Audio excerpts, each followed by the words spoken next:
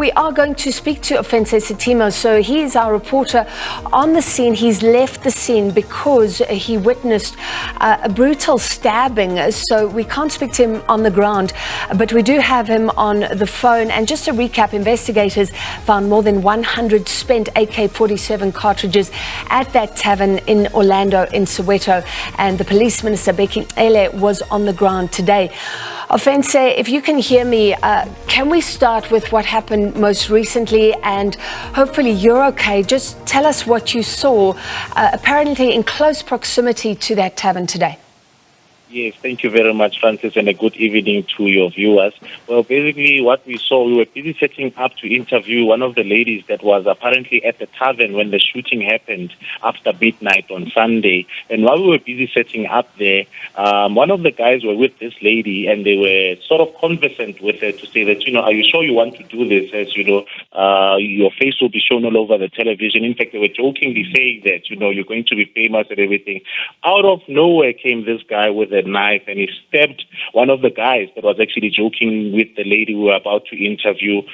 At first we thought he's being greeted by this guy, maybe surprising him to say hello, only to find that when we looked at the arm of this guy, there was a knife and it had blood on it. In fact, the blood splattered on on the tripod of Herbert Memela, who's the camera operator I was with there.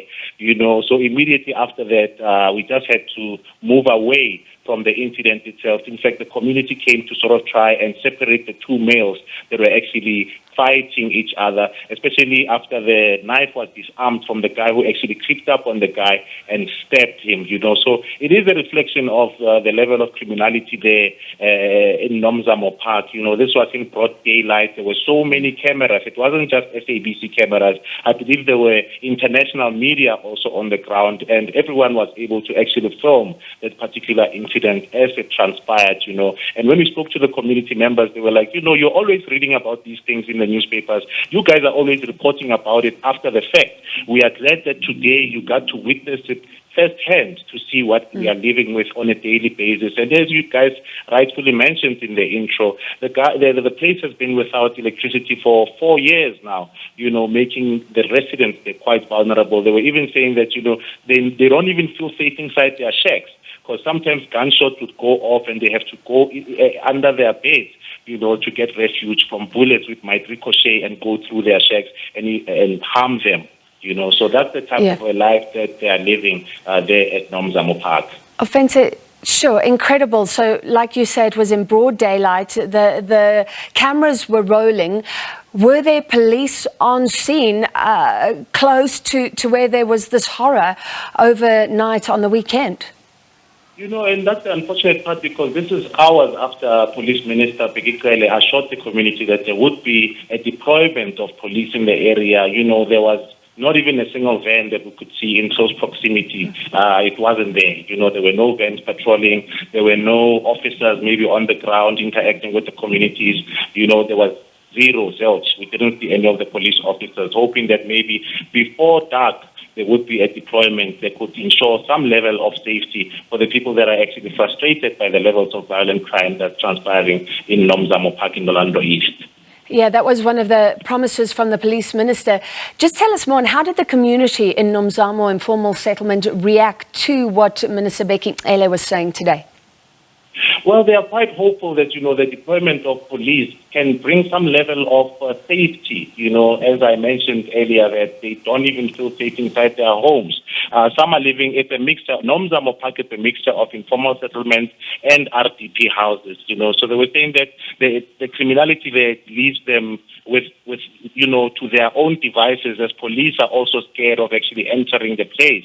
When you call after dark, apparently when you call emergency services to actually enter the place, if maybe there's a GBV or any criminality that's taking place, the police come up with excuses, apparently, when we spoke to the people on the ground. They're saying that they can use an excuse that, there's no vehicles available for them to come, or even blatantly tell the people that they are afraid for their lives to actually come to Nomzamo Park. So, there is that level of frustration, and they are hoping that with the deployment of, I think the minister said, Amaberete, there could be some level of safety, and maybe if there is some form of visibility, because when the incident happened, there was not a single van. So if maybe there could be some level of visibility, maybe safety can be, prioritized.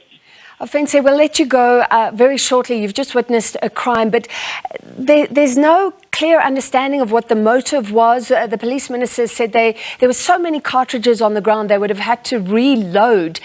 They were intent on killing. Is there any speculation amongst community members as to who could be behind this mass shooting and what the motive could be? There's a lot of speculation making rounds, In fact, some of the speculations are actually contradicting each other. One was saying that, there's the modus operandi where they would shoot each and every single one of the people there. You'd find that it was a hit, but unfortunately there were collateral damage, if I may put it that way. You find that there was a person who is beefing with another group, and that group wanted to avenge itself. And unfortunately, this guy was at this tavern, and the shootout went off. There's also another assertion. Well, this one, the initial one that I just mentioned, they were saying, the modus operandi is that of the Zulu Nkabis, the guys that operate in the taxi industry, and when there's a hit, they can be recruited from KZN and they will come to Gauteng and hunt you down, and then they will kill you wherever you are. In fact, when they kill you, apparently, according to the guys, they kill you with the people you are with, and the people will just be a collateral damage.